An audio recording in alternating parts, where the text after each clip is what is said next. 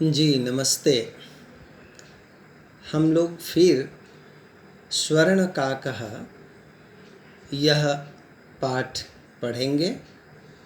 आज इस कालांश में हम लोग वहाँ से आगे बढ़ेंगे कि जहाँ लड़की ने कहा कि कम से कम तुम ये चावल मत खाओ, मेरी माँ बहुत गरीब है। तो सुनहला कौवा बोला कि दुखी मत होवो, सूर्योदय के बाद तुम गांव के बाहर जो पीपल का पेड़ है उसके पास चली आना और मैं तुझे इस चावल के मूल्य को चुका दूंगा। बेचारी रात भर सोई नहीं। इसके बाद क्या हुआ हम लोग पढ़ते हैं। सूर्योदयात् पूर्वमेव सा तत्रोपस्थिता वृक्षस्योपरि विलोक्य सा आश्चर्यचकिता संजाता यत्तत्र स्वर्णमयः प्रासादो वर्तते। यदा काकः शयित्वा प्रबुद्धस्तदा तेन स्वर्णगवाक्षात् कथितं हंहो बाले त्वमागता तिष्ठ अहं त्वत्कृते सोपानम् अवतारयामि तत्कथय स्वर्णमयं रजतमयं उत ताम्रमयं वा। कन्या प्रावोचत् अहं निर्धनमातुर्दुहितास्मि ताम्रसोपानेनैव आगमिष्यामि परं स्वर्णसोपानेन सा स्वर्णभवनम् आससाद। अब हम लोग यहाँ देखते हैं कि यहाँ कुछ संध्य स्थल हैं और कुछ शब्दों के अर्थ हैं, उन्हें देखते हैं। तत्र जुड़ उपस्थिता, तत्रोपस्थिता, वृक्षस्य जुड़ ऊपरी, वृक्षस्योपरि।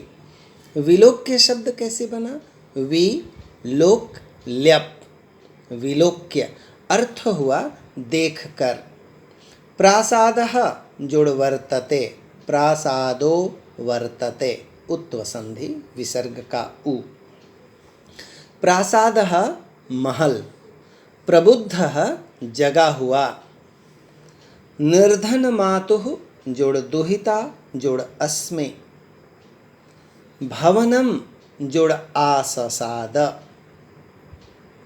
अब हम देखते हैं, इसका अर्थ करते हैं। सूर्योदयात् पूर्वमेव, सूर्योदय से पहले ही, सा वह लड़की, तत्र उपस्थिता वहाँ चली गई। वृक्षस्य ऊपरी विलोक्य, वृक्ष के ऊपर देखकर। सा आश्चर्य चकिता संजाता, वह और आश्चर्यचकित हो गई। यत् कि तत्र स्वर्णमयः प्रासादो वर्तते, कि वहाँ सोने का बना हुआ महल है। यदा काकः शयित्वा, जब काक कौवा सोकर, प्रबुद्धः जगा, तदा तेन तब उसके द्वारा, स्वर्ण गवाक्षात् कथितम अपने सोने के उस खिड़की से कहा, उसके द्वारा कहा गया, हंग हो बाले, अय बच्ची त्वमागता, तू चली आई। तिष्ठ रुको, अहम त्वत्कृते, मैं तुम्हारे लिए सोपानम अवतारयामि, एक सीढ़ी उतार रहा हूँ। तत्कथय, तो बोलो, स्वर्णमयम सोने का बना हुआ, सोने की बनी हुई, रजतमयम उत ताम्रमयम वा, चांदी की बनी हुई या फिर तांबे की बनी हुई, कौन सी सीढ़ी तुम्हारे लिए मैं उतारूं? कन्या प्रावोचत, कन्या ने कहा, उस बच्ची ने कहा, अहम निर्धन मातुर्दुहितास्मि, मैं निर्धन माँ की बेटी हूँ। मैं धनी नहीं हूँ कि जो मेरी महत्वाकांक्षा बड़ी है, मैं तो गरीब माँ की बेटी हूँ। ताम्र सोपाने नैव, तांबे के सीढ़ी से ही, आगमिष्यामि आ जाऊँगी, परम लेकिन स्वर्ण सोपानेन, लेकिन सोने की बनी हुई सीढ़ी से सा स्वर्ण भवनम आससाद, वह सोने के उस भवन में, उस महल में आससाद पहुँचे। फिर क्या हुआ देखते हैं। चिरकालं भवने चित्र विचित्र वस्तूनि सज्जितानि दृष्ट्वा सा विस्मयं गता श्रान्तां तां विलोक्य काकः प्राह पूर्वं लघु प्रातराशः क्रियतां वद त्वं स्वर्णस्थाल्यां भोजनं करिष्यति किं वा रजतस्थाल्याम् उत ताम्रस्थाल्यां। बालिका व्याजहार ताम्रस्थाल्याम् एव अहं निर्धना भोजनं करिष्यामि। तदा सा कन्या चाश्चर्यचकिता संजाता यदा स्वर्णकाकेन स्वर्णस्थाल्यां भोजनं परिवेशितं। नैतादृक् स्वादु भोजनमद्यावधि बालिका खादितवती। काको ब्रूते बालिके अहमिच्छामि यत् त्वं सर्वदा चात्रैव तिष्ठ परं तव माता वर्तते चैकाकिनी त्वं शीघ्रमेव स्वगृहं गच्छ। देखते हैं बचे हुए जो शब्द हैं संधि स्थल और शब्दार्थ। आससाद पहुँची, चली गई। आगे श्रांताम थकी हुई, प्राह प्र जोड़ आह मतलब बोला। व्याजहार बोली। न एतादृक्, एतादृक् ऐसा, ब्रूते बोला। च जोड़ अत्र जोड़ एव, च जोड़ एकाकिनी चैकाकिनी। अर्थ करते हैं चिरकालम भवने, बहुत समय तक उस भवन में, चित्र विचित्र वस्तूनि सज्जितानि दृष्ट्वा, चित्र विचित्र प्रकार की बहुत तरह की वस्तुओं को सज्जित देखकर सा विस्मयं गता, वह आश्चर्यचकित हुई। श्रांतां तां विलोक्य, थकी हुई उसको देखकर, काकः प्राह, कौवे ने कहा। पूर्वम लघु प्रातराशः क्रियताम, पहले थोड़ा अल्पाहार तो करो, अल्पाहार नाश्ता तो करो।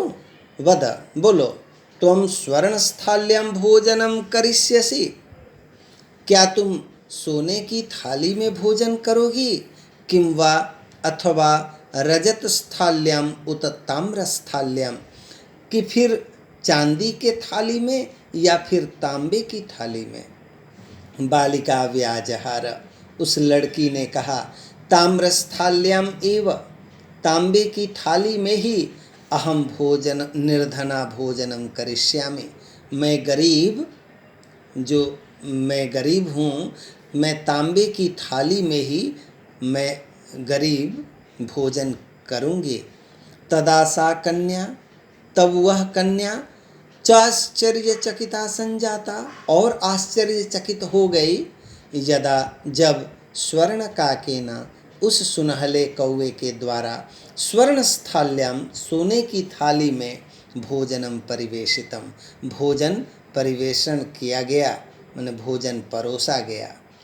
न एतादृक स्वादु भोजनम, ऐसा स्वादु स्वादिष्ट भोजनम अद्यावधि, आज तक बालिका वह लड़की न खादितवती, नहीं खाई थी। काको ब्रूते, कौवे ने कहा, ब्रूते कहा, बालिके बच्ची, अहम इच्छामि यत्, मैं चाहता हूँ कि, यत् कि त्वं, तुम, यत् जोड़ तुम, यत् त्वं कि तुम, सर्वदा हमेशा, च अत्रैव तिष्ठ, और तुम यहीं रहो, परम लेकिन, तव माता वर्तते, तुम्हारी माँ है, च एकाकिनी, और अकेले, तुम्हारी माँ और अकेले है, अकेले रहती है, ये बहुत संशय का विषय है, इसलिए तुम यहाँ कैसे रह पाओगी। तुम शीघ्रमेव, तुम जल्दी ही, स्वगृहं गच्छ, अपने घर चली जाओ। तो क्या यही कहकर उस कौवे ने उस बालिका को उसके माँ के यहाँ, उसके घर भेज दिया, या फिर और कुछ उपहार स्वरूप दिया। अब इसको हम देखेंगे अगले कालांश में। धन्यवाद।